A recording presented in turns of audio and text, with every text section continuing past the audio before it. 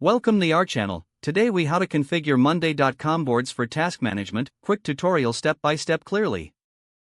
Begin by logging into your Monday.com account.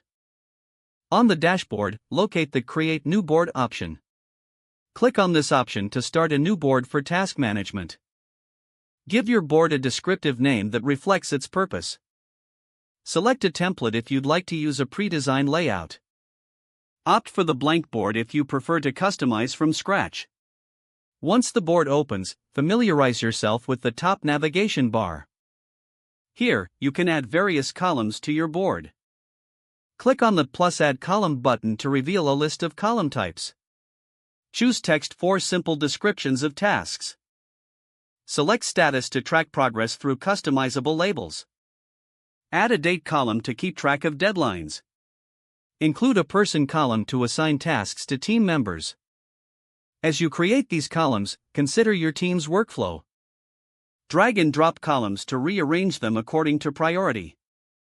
Next, add your tasks by clicking on the plus item button.